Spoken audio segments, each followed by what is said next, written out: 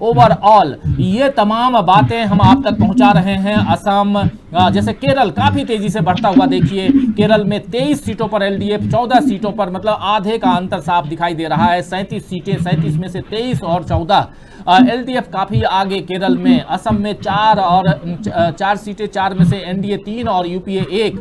ये स्क्रीन पे आप लगातार देखेंगे दोस्तों। और इधर थोड़ा आंकड़ा कम करता हुआ, मतलब बीजेपी कम करती हुई आंकड़े को पश्चिम बंगाल में 10 और 11, 21 सीटों में से 11 और 10 टीएमसी। तो बहुत ही मजेदार और कांटे की टक्कर यहां पे आप देखेंगे ओवरऑल। अब बात करें, थोड़ी सी चर्चा इसमें बढ़ानी पड़ेगी। और जो आंकड़े अभी देख रहे हैं, हालांकि शुरुआती रुझान है, इसमें कुछ भी कहना अभी बहुत जल्दबाजी होगी, क्योंकि तमिलनाडु और पुदुचेरी के आंकड़े अभी नहीं आए हैं। लेकिन जो भी आंकड़े आ रहे हैं वो क्या कुछ कह रहे हैं, दीपक जी? अभी भी मेरा ख्याल है काफी जल्दी ही है, लेकिन और स्थिति वही है कि कांटे की टक्कर तो का दृश्य जो है वो शायद अंतिम क्षणों तक चले, ऐसा मुझे लगता है। और इसका आभास हमको शुरुआती दौर से ही नजर आ रहा है। बहुत कम, जो भी नतीजे निकले, बहुत कम सीटों का अंतर रहेगा, ऐसा लग रहा है।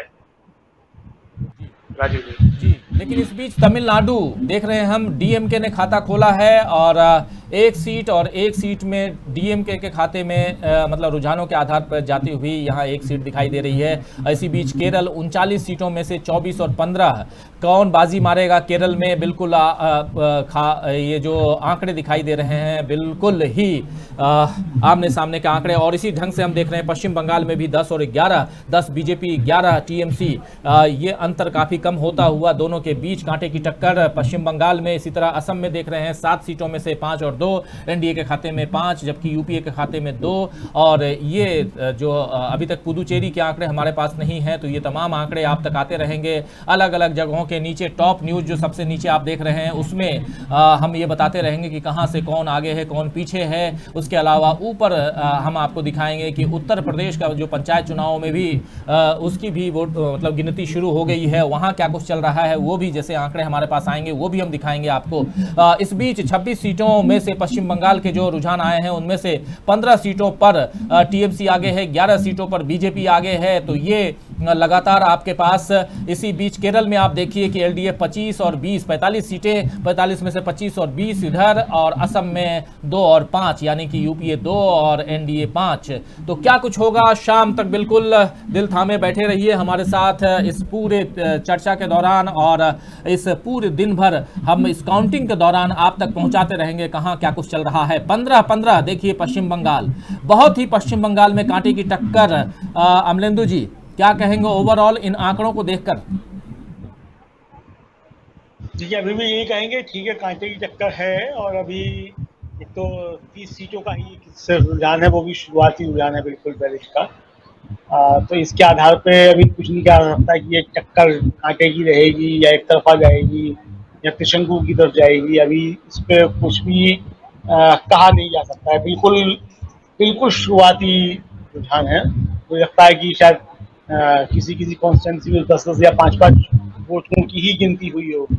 तो ये वैसे भी बैलेट पेपर जो है वो पूरी कॉन्स्टिट्यूंसी का एक तरीके से कहा जाए तो वो निर्धारित नहीं कर सकते, जिसे कहा जाता है कुल मिला करके। तो अभी काफी समय लगेगा। आप देखिए, अब फिर बदल गया, 17 और 15 हो गया। तो ये लगातार बदलता रहेगा। और फिर वही कहेंगे कि मतलब 12 बजे के बाद जो है हल्की हल्की स्थिति स्पष्ट होना कुछ शुरू होगी कुल मिला के। और अभी तो बस यही है कि हम लोग ये नजर रखें कि कौन कितने पे आगे चल रहा है, कौन कितने पे पीछे चल रहा है, और फिर ये आंकड़े किस तरीके से बदल रहे हैं कुल मिलाकर के।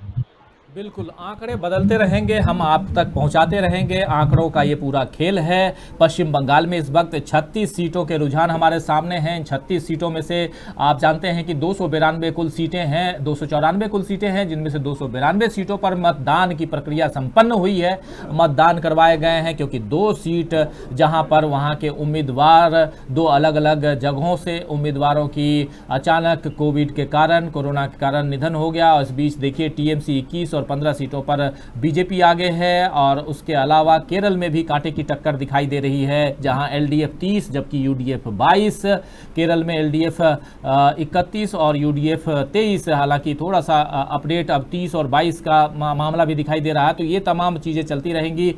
तमिलनाडु में एक सीट के रुझान हमारे सामने हैं, वो एक सीट कांग्रेस गठबंधन यानी डीएमके को जाती हुई दिखाई दे रही है। केरल में कांटे की टक्कर है। उसके अलावा हम पश्चिम बंगाल में देख रहे हैं, वहां भी कांटे की टक्कर है। टीएमसी 21 सीटों पर आगे है जबकि बीजेपी 15 सीट।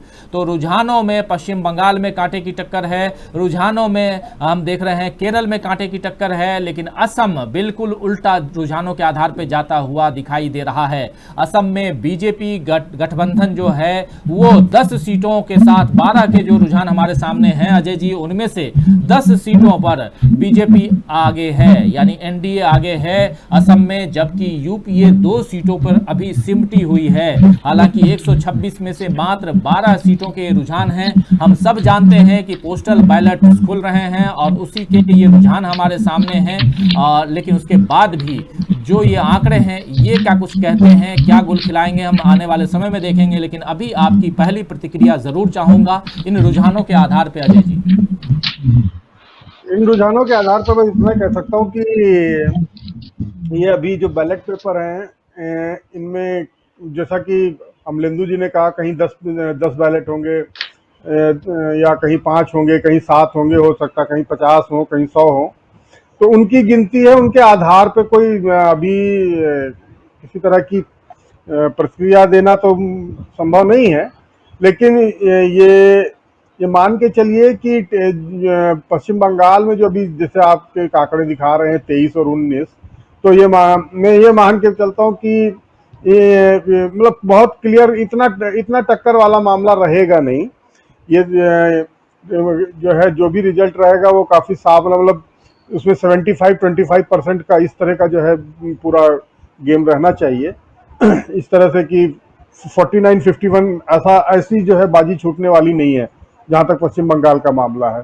उसी तरह अभी डीएमके का इस तमिलनाडु की बात करें तो जहां 0 और 5 दिख रहा है, तो वहां पर तो जो है ये डीएमके मुझे जहां तक लगता है कि ये 2/3 मेजोरिटी से आगे जाएगी।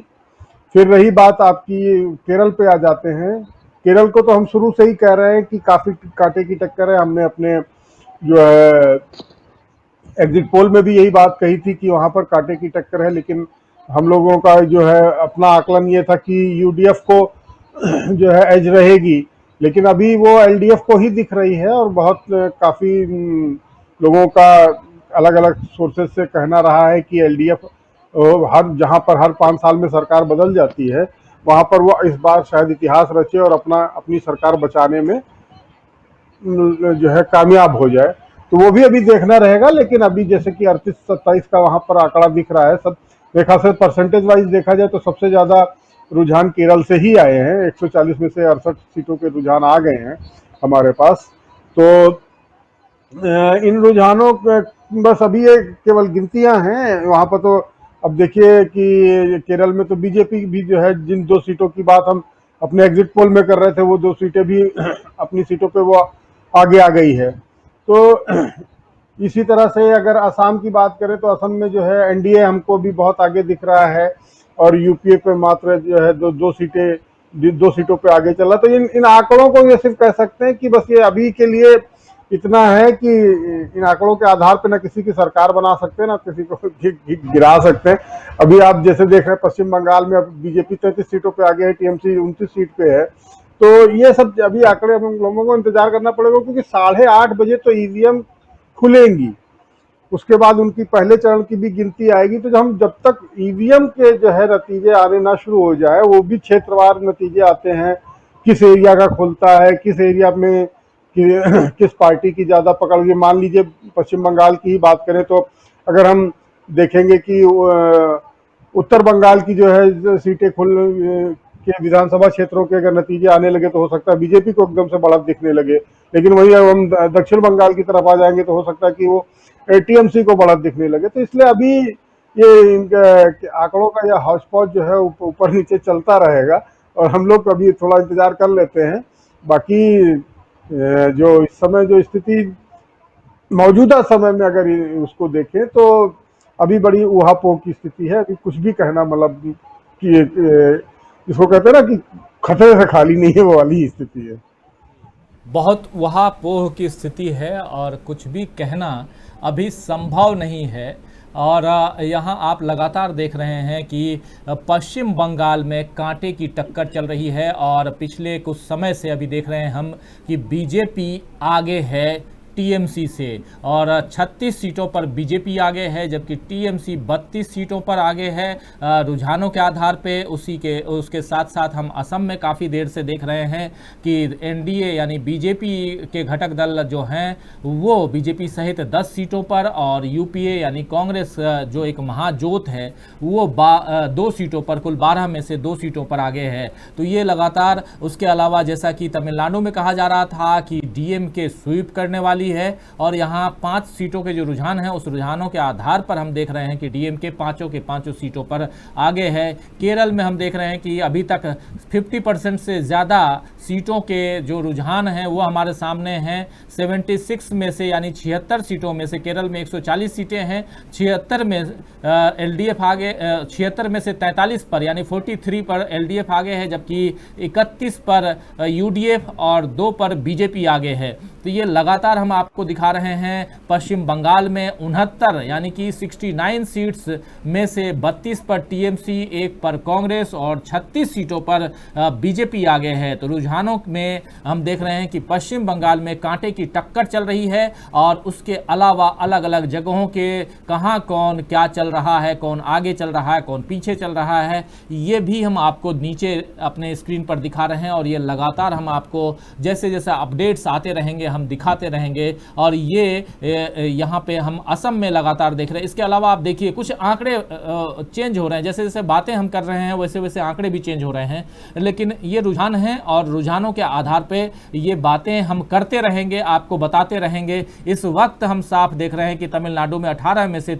3 सीटों पर एआईडीएमके जिसकी अभी सरकार है वो आगे चल रही है जबकि डीएमके 15 सीटों पर आगे चल रही है। और केरल में एलडीएफ जिसकी सरकार है वो काफ़ी लीड लिए हुए है, 49 सीटों पर एलडीएफ आगे है जबकि यूडीएफ यानी कांग्रेस नीत जो है वो 31 सीटों पर है। रुझानों में यहाँ आप देखिए कि जो आंकड़े पश्चिम बंगाल में उलटफेर के संकेत बता रहे हैं। और अधीर के गढ़ मुर्शिदाबाद में टीएमसी आगे है, अधीर रंजन का जो गढ़ है अधीर रंजन चौधरी वहाँ टीएमसी आगे है। मालदा में भी बीजेपी को 3 सीटों पर बढ़त है। उत्तर बंगाल में बीजेपी और दक्षिण में टीएमसी को बढ़त है। उत्तर बंगाल ऐसे भी बीजेपी के लिए एक गढ़ माना जाता है और उत्तर बंगाल में हम देख रहे हैं कि बीजेपी को बढ़त है। अभी तक दोस्तों पश्चिम बंगाल में 80 सीटों के रुझान हमारे सामने हैं जिनमें से 40 सीटों पर टीएमसी जबकि 39 सीटों पर बीजेपी आगे है, 1 पर कांग्रेस। तो लगातार